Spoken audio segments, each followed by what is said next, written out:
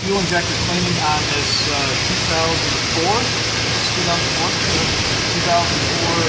Chevy Impala with a 3400. We're using the BG cleaning system. This is going to pressurize the fuel that we're going to put in it, actually the cleaner that we're going to put in it. We want to run it through the fuel rail. This is a three-part process. We're also going to run a cleaner through the intake. We use the pressurized can and we hook this thing up to it. And this is going to go in front of the throttle body. We'll take the duct off, disconnect the mass airflow because the mass airflow won't be in the picture. This will spray a cleaner into the intake with the engine running. That's easy. Anybody can do that. There's also an additive that goes in the fuel tank. Anybody can do that. The hard part is getting into the fuel rail, so that's the part that I want to show you. There's two fuel lines right here. Real convenient on this car, quite frankly. I want to get into the pressure line with my canister. That's where I want to push the cleaner in. The fatter line is always going to be your pressure line, and the thinner line is my return line. Now, this car has a fuel test port. Happens to be over there. You can't see it right now. We could actually go into the fuel rail with that, but this car has a fuel pressure regulator on the fuel rail, which means it's a return system. We know that anyway because of the return line.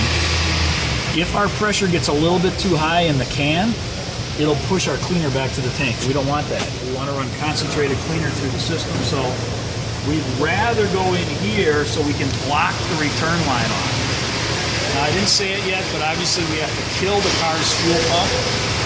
We've already done that by pulling the relay out, or the fuse.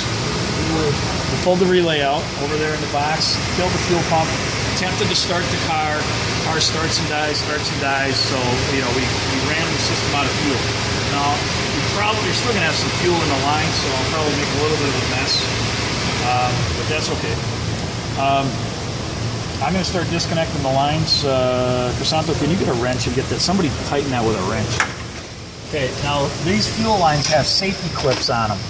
These safety clips are not meant to really hold the lines together. They're just a preventative. I need a little screwdriver too. Grab me a little screwdriver.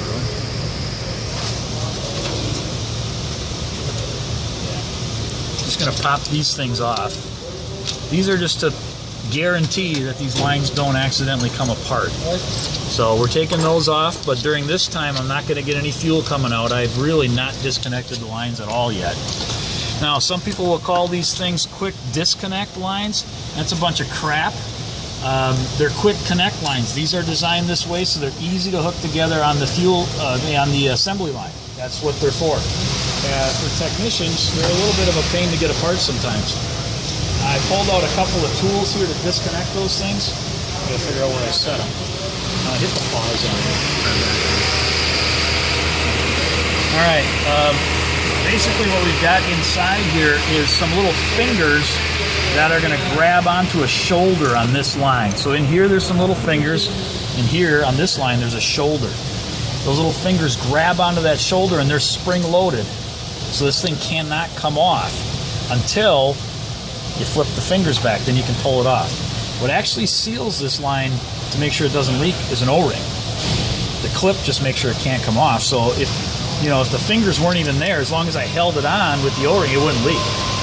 But of course we don't want to sit there holding it all the time. So I need some kind of tool to depress those fingers back.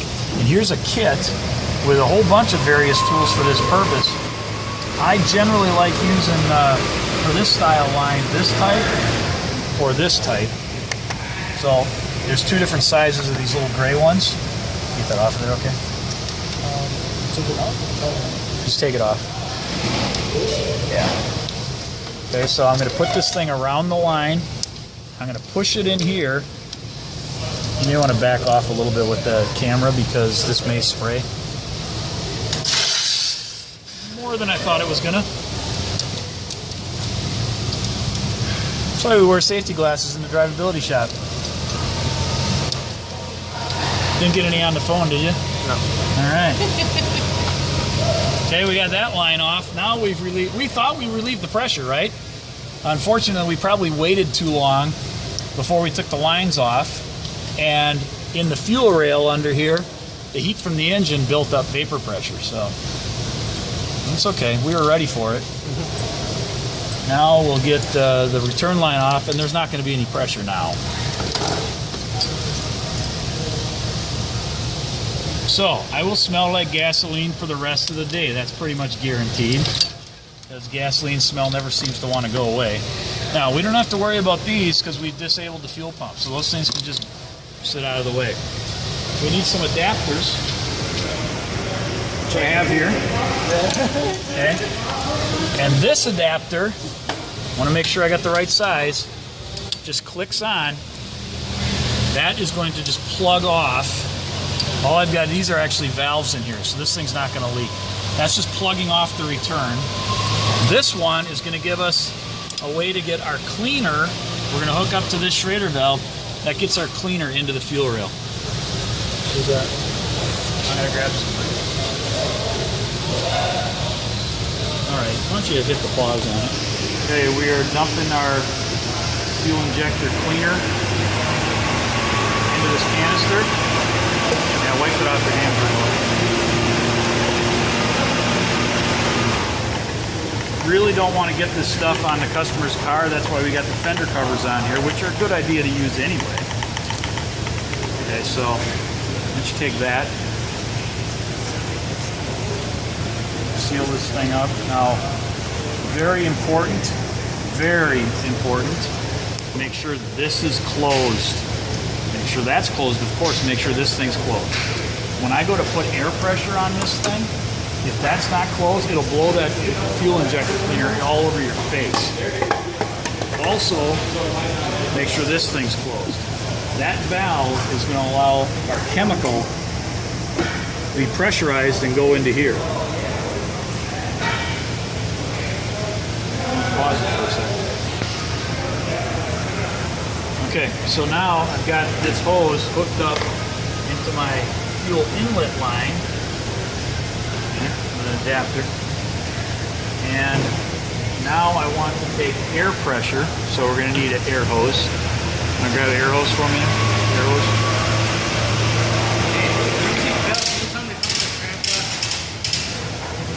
Tell somebody else.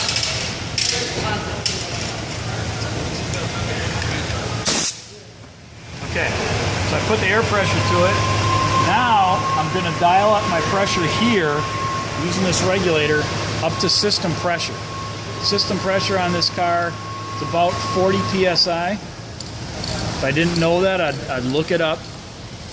Okay, so I'm going up to about 40 psi. Notice I have no pressure on this gauge yet because I haven't opened this valve. When I open this valve, I better be ready, because if I got any leaks, that's where I'm going to have a problem. So I'm going to open this valve here pretty soon. I'm going to make sure I don't have any leaks. If I do, I'm going to close it quick and fix the leaks. So here we go. I usually open it kind of slow because I'm scared. Looks like we're okay. Now we're going to start the car. We're going to run it on this cleaner till it runs out. Car's going to die.